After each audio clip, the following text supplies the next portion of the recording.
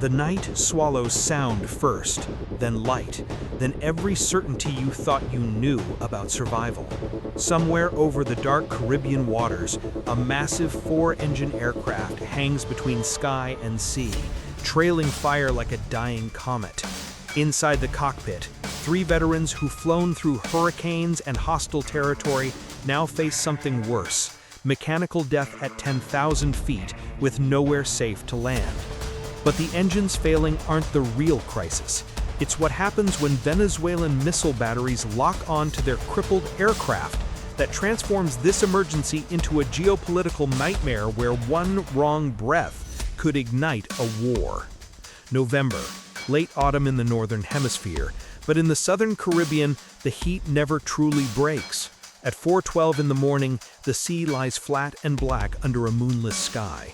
Radar stations scattered across multiple coastlines paint their invisible fingers across the darkness, searching, always searching. Then every screen flares at once. Something massive is falling from the sky. The aircraft is a C-130 Hercules, backbone of American military logistics, registration call sign Razor 21. 4 turboprop engines, capable of landing on dirt strips and aircraft carriers alike, built to survive conditions that would tear lesser planes apart. But survival has limits, and Razor 21 has just found them. 2 engines are hemorrhaging fire. Hydraulic fluid sprays into the slipstream, igniting in orange plumes that paint the night behind them. The landing gear drops far too early, adding drag that pulls the aircraft toward the water like an anchor.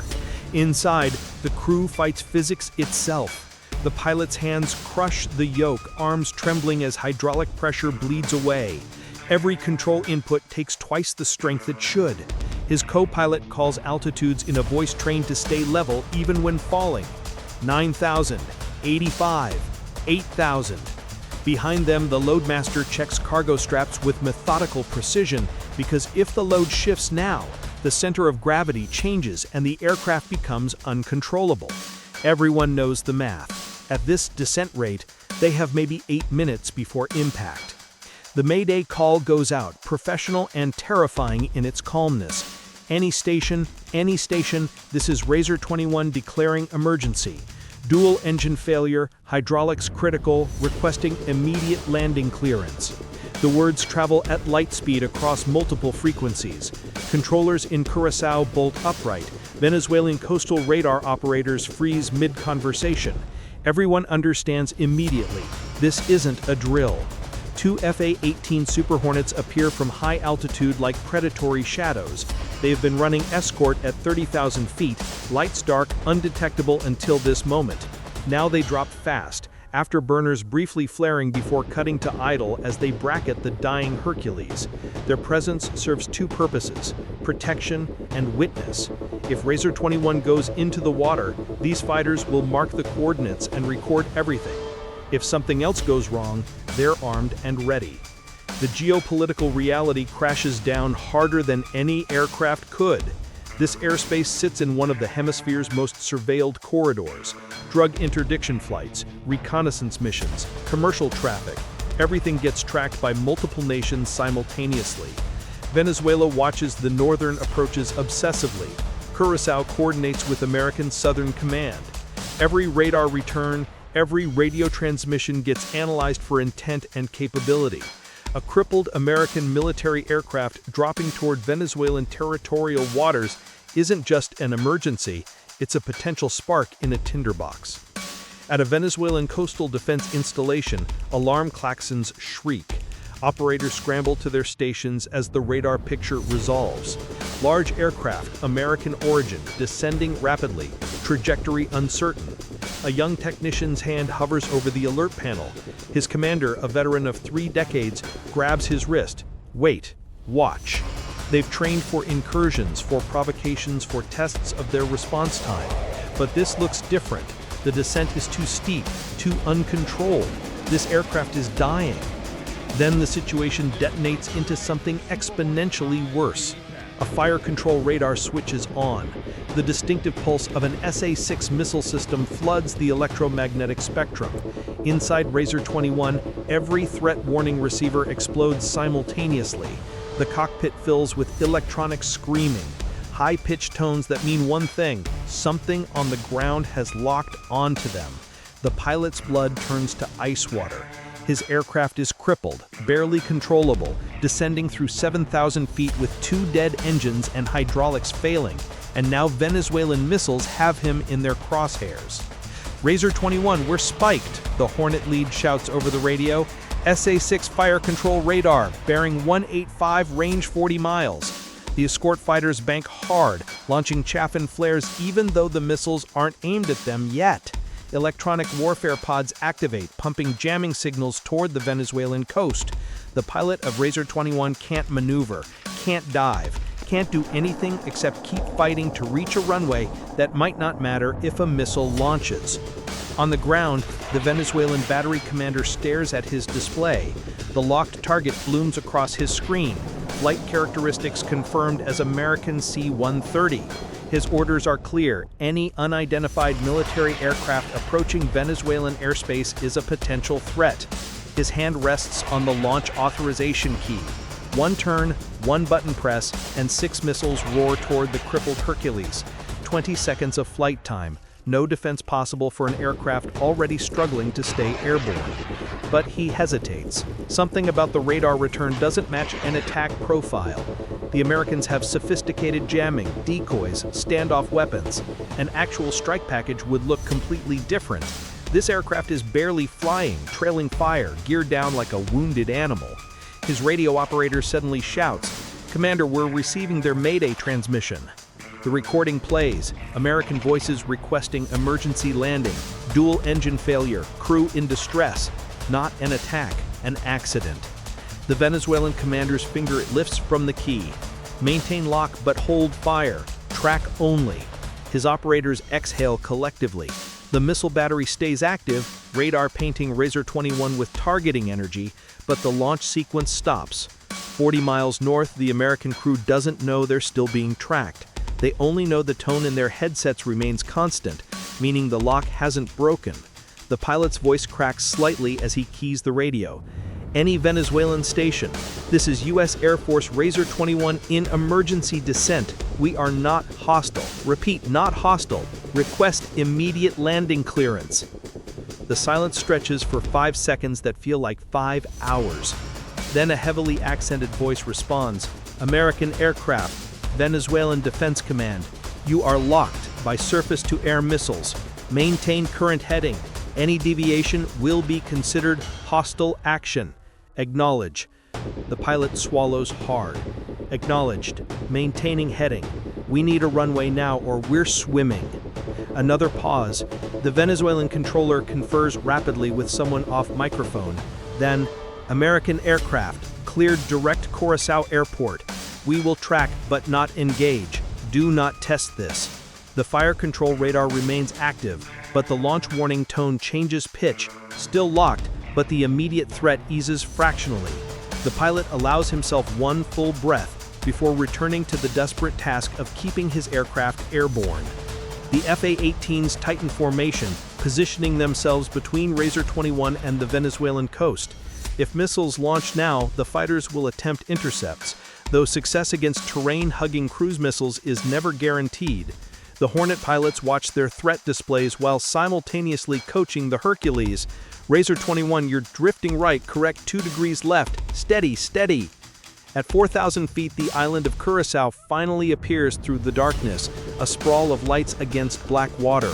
The runway stretches ahead like a phosphorescent line drawn by hope itself. Fire trucks roll into position. Ambulances wait with lights spinning. The tower has cleared all other traffic.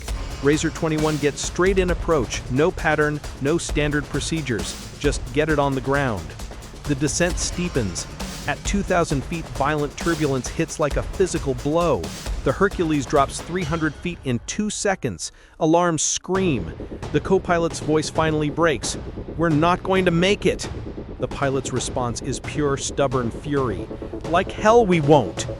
He shoves the yoke forward, trading altitude for speed, then hauls back to arrest the descent. Metal groans. Something in the wing structure cracks audibly. The loadmaster grips a cargo strap and prays in 3 languages. Touchdown comes brutal and beautiful. The left main gear hits first, slamming the runway with sparks cascading like welding work. The aircraft bounces, all 75,000 pounds of metal and cargo and desperate humans rising 6 feet before crashing back down. Brakes lock, tires scream. The Hercules skids forward, trailing smoke and rubber, veering slightly right before the pilot muscles it straight. They cross the entire runway length before finally shuddering to a halt 20 feet from the grass overrun. Fire crews converge instantly. Foam blankets the smoking engines. The Venezuelan radar lock finally breaks. In Caracas, a senior defense official will later write in a classified report, "American aircraft entered our engagement envelope during emergency. Lock maintained, launch authorization denied. Incident demonstrates restraint under pressure." The official press release will mention none of this. But the night isn't finished. Before anyone can catch their breath, a Black Hawk helicopter materializes from the north, flying without lights, moving with practiced precision that speaks of pre-planned coordination. It lands beside Razor 21, while foam still covers the engines. Armed personnel emerge in dark tactical gear, not rescue teams, but something else entirely. 2 sealed cases appear from the Hercules cargo bay, transferred to the helicopter with mechanical efficiency. The Black Hawk lifts off within 90 seconds. Whatever Razor 21 was carrying, someone wanted it secured immediately. The pilot stands beside his battered aircraft, watching the helicopter disappear into pre-dawn darkness. Around him, the mundane chaos of emergency response continues. Inspections, reports, debriefs. But he knows what just happened transcends any standard accident. They flew into a missile lock, survived through Venezuelan restraint and pure luck, and delivered cargo important enough to extract before the engines even cooled. His co-pilot approaches, still shaking slightly. "Think they'll tell us what we were carrying?" The pilot watches the sky. Not in this lifetime. In Washington and Caracas, phone lines burn with encrypted traffic. A crisis averted, a message sent and received, professional respect exchanged between adversaries who came within seconds of something catastrophic. The official story will speak only of mechanical failure and successful emergency landing. The missile lock, the extraction, the real cargo, all of it disappears into classified channels where truth goes to age and darkness. 3 armored vehicles arrive at the airfield perimeter within minutes of the Black Hawk's departure, their timing too perfect to be coincidental. They move with lights extinguished, navigating by terrain familiarity alone. The lead vehicle positions itself near the Hercules, while the others establish a security cordon that keeps even emergency personnel at a distance. A senior officer emerges, his uniform bearing no insignia, no rank markers, nothing that identifies unit or purpose. He exchanges brief words with Razor 21's pilot, a conversation lasting perhaps 20 seconds, but transforming the pilot's exhausted posture into something resembling military alertness once more. The cargo bay opens again. This time a long container emerges, marked only with a single red diagonal stripe. No serial numbers, no handling instructions, no indication of contents. The loading procedure is rehearsed, efficient, completed in under 2 minutes. Firefighters and medical personnel exchange uncomfortable glances. Protocol says they should be checking for injured crew, inspecting damage, securing the scene. Instead, they're witnessing something else entirely, something that makes them instinctively understand that questions would be unwelcome and unwise. Above the island, an E-3 Sentry airborne warning and control aircraft circles at high altitude, its powerful radar suite painting every moving object within 250 miles. Venezuelan radar operators detect its presence immediately, the distinctive radar signature unmistakable. For them, it confirms suspicions that Razor 21's emergency was merely one component of a much larger operation.